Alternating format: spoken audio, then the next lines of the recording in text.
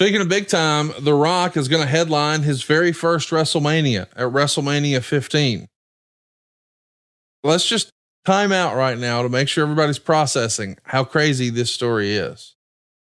My man debuted at the Survivor Series in 1996. So 1997 is his first WrestleMania, and they're still trying the white meat babyface thing with him and his dad, and he's taking on the Sultan, and it's kind of a forgettable gimmick, but that's what's happening at WrestleMania 13. Fast forward WrestleMania 14, and he's wrestling Ken Shamrock and interviewing Jennifer Flowers. And at 15, he's on top with Stone Cold, the main event. He's coming into WrestleMania as the world champion at just his third WrestleMania appearance. That's not something we see very often in wrestling, then, now, or ever. No, it doesn't. Well, he's special. He was special, and nobody thought, well, he's getting too much too soon. At least I didn't think that. He had acquired the skills. He had the aptitude. Just seamless fit, man. Seamless fit is it. It's going to be the first of 3 WrestleMania main events for he and Stone Cold. Of course, Stone Cold is the hottest star in the history of wrestling at this point. And it's no surprise that he's going to regain the title from The Rock. They go 16 minutes and 52 seconds. Meltzer seemed to like it pretty well. He gave it 3.5 stars, but maybe, something that we should mention for you is this is a big moment in your career too. You're brought back to announce the main event. You get a huge ovation from the crowd. And this is sort of, I think it was because of the vest, bro. I think it was because we were no longer letting you do the JR's turning heel silly parody shit. Yeah. And we were just saying, let's forget all that. This is WrestleMania. Let's be serious. That makes me wonder, was that a request of Rock and Austin, you think? I always heard it was. It wasn't discussed with me other than Vince saying, you're going to call the main event at WrestleMania. But I heard later on that Rock and Steve both were in strong favor of me calling that match for them. You know, I'd hired both guys. I'd helped them along the way as best I could in my role. So I had no issues with that whatsoever. It was a great honor to call that match. You know, those cats had 3 one-on-one main events at WrestleMania, 15, yes. 17, and 19. Yep. I just read about 19 yesterday on the audio book. And the interesting fact about that is that there were like 3 people, Rock, Vince, and me, that knew this was going to be Steve's last match at WrestleMania 19 in Seattle at Safeco Field. So it was very emotional. I can tell you that I never broke down and cried that I can recall. And I came so close into breaking down when Austin was leaving the ring in Seattle. That's in the book. We talk about it. We talk about how I felt, how he felt, all that good stuff. But it was hard to watch because I knew that he was done. And knowing him, when he said said something, he meant it.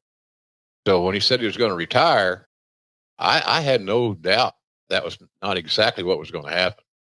So it was emotional, to say the least.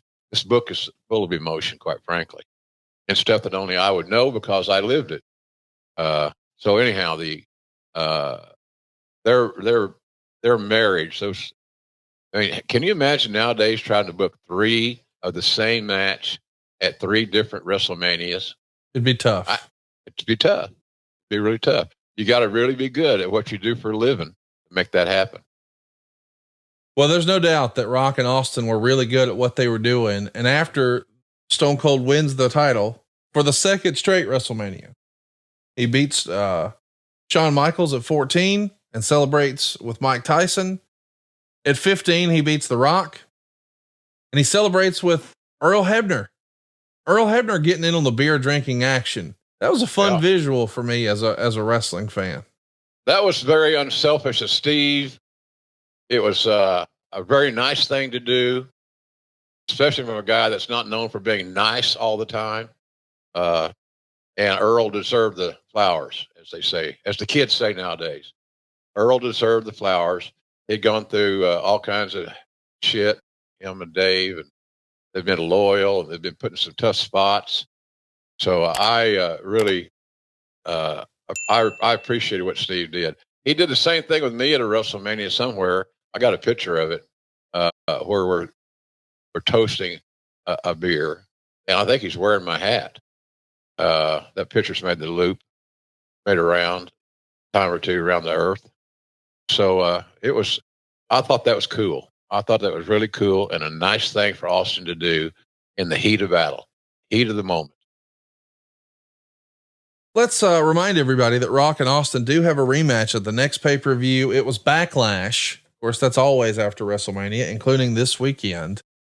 But that's really forgotten about because of what happens the next night on Raw. Rock is thrown out of the corporation and turned babyface. I guess at that point, he probably had to turn. I mean, the fans they're with him. They didn't want to boo him, Connie. Right. They embraced his skills. They loved his game.